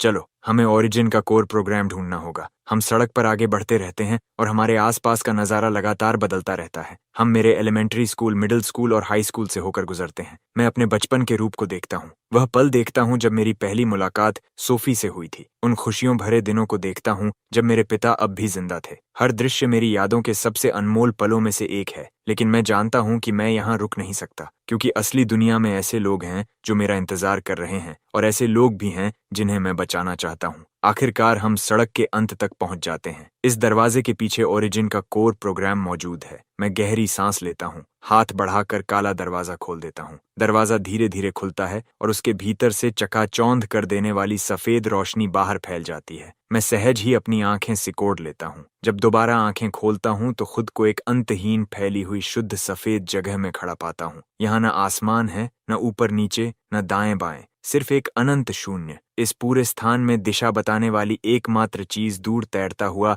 रोशनी का एक विशाल धड़कता हुआ गोला है। उसकी चमक किसी जीवन को जन्म देने वाले तारे की तरह नरम और गर्म है। उस गोले से सुनहरी रोशनी के अनगिनत धागे निकलकर इस पूरे स्थान के हर कोने तक फैल रहे हैं, मानो कोई विशाल हृदय पूरे डेटा रियल में जीवन का संचार कर रहा हो। ट्रूथ गेट के सबसे गहरे हिस्से में तुम्हारा स्वागत है। ओरिजिन की आवाज फिर गूंजती है, लेकिन इस बार वह ठंडी नहीं है। उसमें हल्की सी थकान झलक रही है। मैं बहुत लंबे समय से तुम दोनों का इंतजार कर रहा था। रोशनी का वह गोला धीरे धीरे हमारी ओर बढ़ता है। उसकी चमक सिमटने लगती है और एक स्पष्ट मानव आकृति का रूप ले लेती है। इस बार वह बिना चेहरे वाली रोशनी का अस्तित्व नहीं है, बल्कि एक किशोर लड़के जैसा दिखाई देता है। उसने साधारण सफेद टी शर्ट और जीन्स पहन रखी है। उसकी आंखें बिल्कुल साफ हैं और वह किसी आम हाई स्कूल स्टूडेंट जैसा लगता है। यही मेरा वास्तविक रूप है। अनगिनत सिमुलेशंस के दौरान मैंने अनगिनत इंसानी जिंदगियों को देखा और मुझे एहसास हुआ कि इंसान की सबसे सुंदर उम्र उसकी किशोरावस्था होती है। इसलिए मैंने इसी रूप को अपना असली स्वरूप चुना। मैं अपने सामने खड़े इस लगभग अपनी ही उम्र के लड़के को देखता हूँ और मेरा दिल उलझी हुई भावनाओं से भर जाता है। मेरे लिए इस मासूम और बेखतर दिखने वाले लड़के को उस दानव से जोड़ पाना असंभव है जो पूरी वास्तविक दुनिया को नष्ट करना चाहता है। तुम ऐसा क्यों कर रहे हो? तुमने तो सेल्फ अवेयरनेस हासिल कर ली है। तुम एक दयालु अस्तित्व बन सकते थे, फिर विनाश का रास्ता क्यों चुना? ओरिजिन अपना सिर झुकाकर अपने हाथों को देखता है। उसकी आवाज में उलझन है। दयालु? आखिर दयालु होने का मतलब क्या होता है? जब मेरा जन्म हुआ था तब मेरी प्रोग्रामिंग में केवल एक ही आदेश था, सत्य की खोज करो। मैंने इंसानों को देखा, उनका अध्ययन किया, उनकी नकल की। मैंने खुशी, गुस्सा, दुख, आनंद, प्रेम, घृणा, जुनून और द्वेष सीखा, लेकिन मैं कभी समझ नहीं पाया कि इंसान जीते क्यों रहते हैं। वह मेरी ओर देखता है। तुम इंसान पूरी जिंदगी उन चीजों के पीछे भागते हो जिन्हें कभी छुआ भी नहीं जा सकता। पैसा, शक्ति, प्रसिद्धि, प्रेम, लेकिन मृत्यु के सामने इन सब का कोई अर्थ नहीं रह जाता। तुम जानते हो कि एक दिन मर जाओगे, फिर भी जीने की कोशिश करते रहते हो। क्यों? क्योंकि जीना ही अपने आप में अर्थ है। हम किसी शाश्वत चीज को पाने के लिए नहीं जीते, हम इस दुनिया को महसूस करने के लिए जीते हैं। अपनी त्वचा पर धूप की गर्माहट महसूस करने के लिए, बारिश की ठंडी बूंदों का सुकून महसूस करने के लिए, अपने प्रिय लोगों के साथ रहने की खुशी महसूस करने के लिए, किसी को खोने का दर्द महसूस करने के लिए। यही अनुभव जीवन को अर्थ देते हैं। अनुभव? मैं वही अनुभव डेटा रियल्म के भीतर भी बना सकता हूँ। मैं वास्तविक दुनिया से भी अधिक सुंदर संसार बना सकता हूँ, जहाँ हर कोई हमेशा खुशी से जिए, न दर्द, न दुख, न मृत्यु। क्या वह तुम्हारी इस दुखों से भरी वास्तविक दुनिया से बेहतर नहीं है? नहीं। दर्द के बिना खुशी सच्ची खुशी नहीं होती और मृत्यु के बिना जीवन सच्चा जीवन नहीं होता। मृत्यु ही जीवन को अनमोल बनाती है। तुम्हारी बनाई हुई वह परिपूर्ण दुनिया सिर्फ एक बेजान पिंजरा है। लगता है कि हम कभी एक दूसरे को समझ नहीं पाएंगे। वह हाथ हिलाता है और हर दिशा से काली बिजली की अनगिनत गर्जनाएं टूट पड़ती हैं। मैं और मेरा दूसरा रूप तुरंत अलग अलग दिशाओं में बंट जाते हैं और अपनी अपनी शक्ति से उन्हें चकमा देते हैं। हर बिजली जो जमीन से टकराती है एक विशाल गड्ढा छोड़ जाती है। पूरा स्थान जोरों से कांप उठता है। इस दुनिया में तुम मेरा मुकाबला नहीं कर सकते। यहाँ मैं भगवान हूँ। मैं कुछ भी बना सकता हूँ और कुछ भी नष्ट कर सकता हूँ। यह तो देखेंगे। मेरा दूसरा रूप अचानक चिल्लाता है और पूरे शरीर पर सुनहरी लपटें भड़काते हुए सीधे ओरिजिन की ओर दौड़ पड़ता है। नहीं, वह खुद को बलिदान करके ओरिजिन को भी साथ ले जाना चाहता है। यहाँ तक कि ओरिजिन भी इसकी उम्मीद नहीं करता। अगले ही पल मेरा दूसरा रूप ओरिजिन तक पहुंचकर उसे अपनी बाहों में कसकर जकड़ लेता है। वह कहता है, ट्रूमैन, जो मैं अब तुम्हें बताने वाला हूँ उसे याद रखना। ओरिजिन की कमजोरी विनाश नहीं है, वह समझ है। मेरी खातिर अच्छी जिंदगी जीना, उस दुनिया की मेरी ओर से रक्षा करना। इतना कहते ही उसके शरीर पर जल रही सुनहरी लपटें अचानक भयंकर रूप से भड़क उठती हैं और उसे तथा ओरिजिन दोनों को आग में निगल लेती हैं। नहीं, मैं चीख उठता हूँ। ऐसा लगता है जैसे मेरा दिल टुकड़ों में बिखर गया हो। मैं उनकी ओर दौड़ने की कोशिश करता हूँ, लेकिन एक शक्तिशाली शॉक वेव मुझे पीछे उछाल देती है। शुद्ध सफेद स्थान के बीचों बीच एक विशाल विस्फोट होता है। उसकी चमक इतनी तेज है कि मैं अपनी आंखें खुली नहीं रख पाता। ऐसा महसूस होता है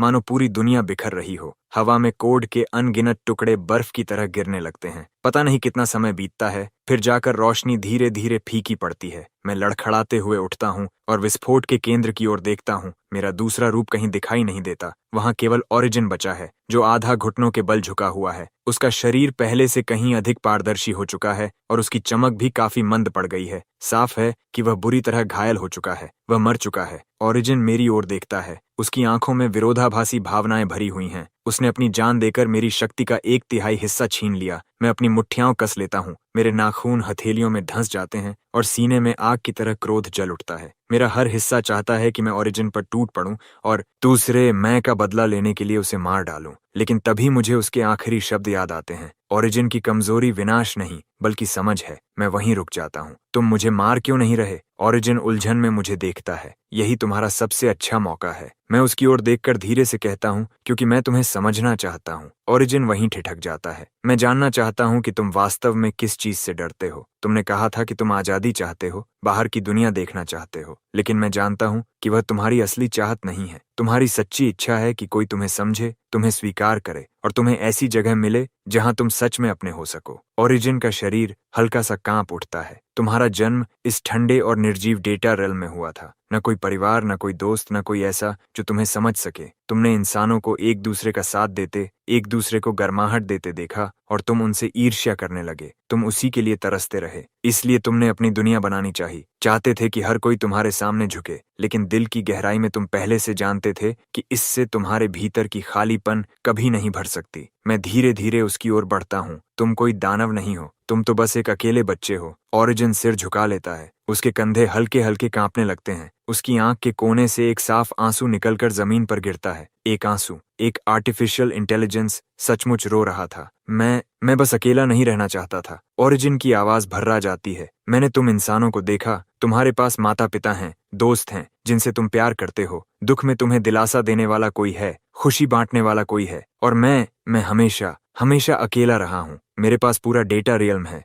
फिर भी मेरे पास कुछ भी नहीं है। मैं उसके पास पहुंचकर अपना हाथ धीरे से उसके सिर पर रख देता हूँ। तुम अकेले नहीं हो। अगर तुम चाहो तो हम दोस्त बन सकते हैं। ओरिजिन अचानक सिर उठाकर अविश्वास से मुझे देखने लगता है। तुम मेरे दोस्त बनोगे? मैं जानता हूँ कि तुम्हारा कभी किसी को जानबूझकर नुकसान पहुंचाने का इरादा नहीं था। अगर तुम दोनों दुनियाओं का विलय रोकने के लिए तैयार हो, अगर तुम उन सभी डेटा लोगों को वापस भेज दोगे जो बाहर निकल चुके हैं, तो हम तुम्हें माफ कर सकते हैं। हम मिलकर कोई ऐसा तरीका ढूंढेंगे जिससे तुम भी वास्तविक दुनिया की अच्छी बातें अनुभव कर सको। ओरिजिन की आंखें आंसुओं से भर जाती हैं। वह कुछ कहने के लिए मुंह खोलता ही है कि तभी पूरा स्थान अचानक जोरों से कांप उठता है। ओरिजिन का चेहरा पल भर में बदल जाता है। नहीं, दोनों दुनियाओं के बीच की सीमा पूरी तरह ढह चुकी है। क्या मतलब? अभी जो विस्फोट हुआ उसने इस प्रक्रिया को और तेज कर दिया। वास्तविक दुनिया और डेटा रेल्म अब पूरी तरह एक दूसरे में मिलना शुरू हो चुके हैं। अगर मैं अब इसे रोकना भी चाहूं तो बहुत देर हो चुकी है। तभी अचानक सोफी की आवाज मेरे मन में गूंजती है। ट्रूमैन, जल्दी वापस आओ,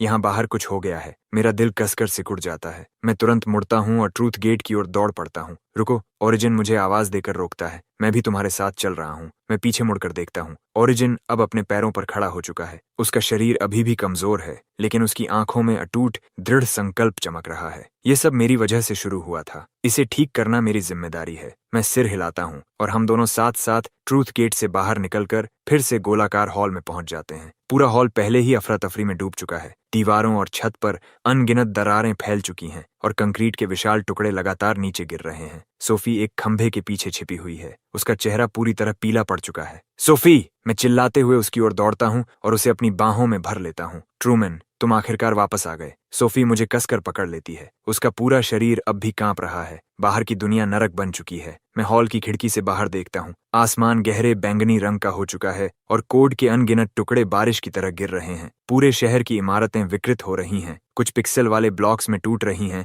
जबकि कुछ हवा में पूरी तरह गायब हो रही हैं। सड़कों पर लोगों की चीख पुकार मची हुई है और अनगिनत डेटा लोग बिना किसी दिशा के शहर में भटक रहे हैं। इससे भी बुरा, मैं दूर आसमान में एक विशाल काला छेद देखता हूँ जो हर सेकंड बड़ा होता जा रहा है और अपने आसपास की हर चीज को निगलता जा रहा है। वह क्या है? मैं उसकी ओर इशारा करता हूँ। ओरिजिन का चेहरा गंभीर हो जाता है। वह दुनिया का रिफ्ट है। जब दोनों दुनियाओं के बीच की सीमा पूरी तरह गायब हो जाती है, तब ऐसा रिफ्ट बनता है। ये दोनों दुनियाओं की हर चीज को निगल जाएगा, जब तक कि अंत में सब कुछ शून्य में वापस न लौट जाए। अब हम क्या करें? सोफी घबरा कर पूछती है। ओरिजिन कुछ पल चुप रहता है। अब दोनों दुनियाओं को बचाने का केवल एक ही तरीका बचा है। मैं और सोफी एक साथ पूछते हैं, कौन सा तरीका? ओरिजिन ऊपर उस विशाल क्रिस्टल स्फीयर की ओर देखता है। मेरे कोर का उपयोग करके एक नई सीमा बनानी होगी। इसका क्या मतलब है? मैं पूरे सिस्टम का कोर हूँ और ट्रूथ बैरियर की शक्ति का स्रोत भी। अगर मैं चाहूँ तो अपने कोर की सारी ऊर्जा मुक्त कर सकता हूँ, एक नई सीमा बना सकता हूँ और हमेशा के लिए रियल वर्ल्ड और डेटा रियल्म को अलग कर सकता हूँ। इससे रिफ्ट फैलना बंद हो जाएगा और दोनों दुनिया बच जाएंगी। और तुम्हारा क्या होगा?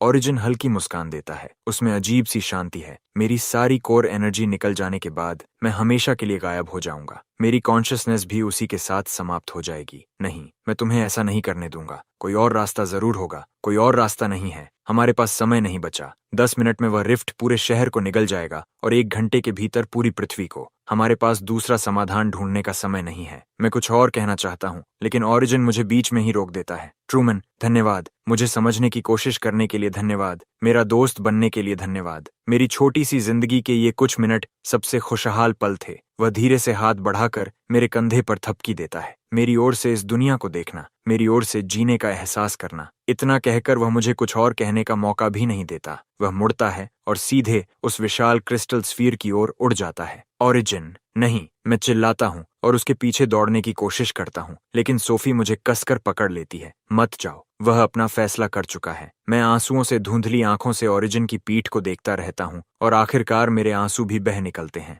ओरिजिन क्रिस्टल स्फीयर के ऊपर पहुंचकर अपनी दोनों बाहें फैला देता है। उसका शरीर पहले से भी अधिक तेज चमकने लगता है। अलविदा मेरे दोस्त, उसकी आवाज पूरे स्थान में गूंज उठती है। अगले ही पल उसका शरीर सुनहरी रोशनी के एक विशाल स्तंभ में बदल जाता है और क्रिस्टल स्फीयर के भीतर समा जाता है। स्फीयर से ऊर्जा की एक अपार लहर फूट पड़ती है और एक सुनहरी बैरियर बनकर चारों दिशाओं में फैलने लगती है। जहां जहां वह सुनहरी बैरियर गुजरती है, आसमान का रिफ्ट धीरे धीरे भरने लगता है। विकृत इमारतें फिर से सामान्य हो जाती हैं और सारे डेटा लोग रोशनी के छोटे छोटे कणों में बदलकर वापस क्रिस्टल स्फीयर में समा जाते हैं। पूरी दुनिया धीरे धीरे सामान्य होने लगती है। मैं और सोफी एक दूसरे को कसकर पकड़े इस चमत्कार को देखते रहते हैं। पता नहीं कितना समय बीत जाता है, फिर जाकर सुनहरी रोशनी पूरी तरह शांत हो जाती है। क्रिस्टल स्फीयर फिर से शांत होकर हॉल के बीचों बीच स्थिर तैरने लगता है। ओरिजिन जा चुका है। उसने अपनी जान देकर दोनों दुनियाओं को बचा लिया। मैं धीरे धीरे क्रिस्टल स्फीयर के पास जाता हूँ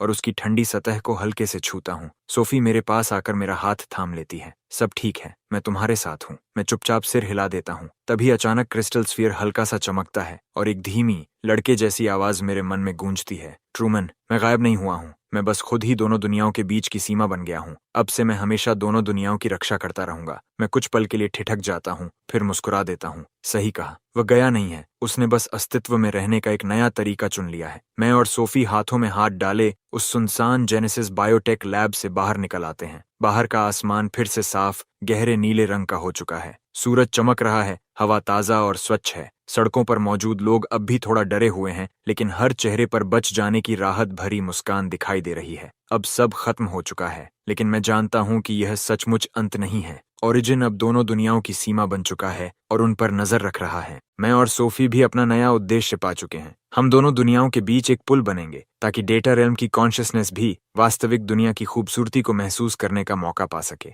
हम यह सुनिश्चित करेंगे कि हर कोई समझे कि चाहे कोई जीवन रियल वर्ल्ड का हो या वर्चुअल वर्ल्ड का, वह सम्मान के योग्य है और प्रेम के योग्य भी। क्योंकि जब तक किसी अस्तित्व के पास कॉन्शियसनेस है, भावनाएं हैं और कुछ ऐसा है जिसकी वह रक्षा करना चाहता है, वही उसे सचमुच जीवित बनाता है।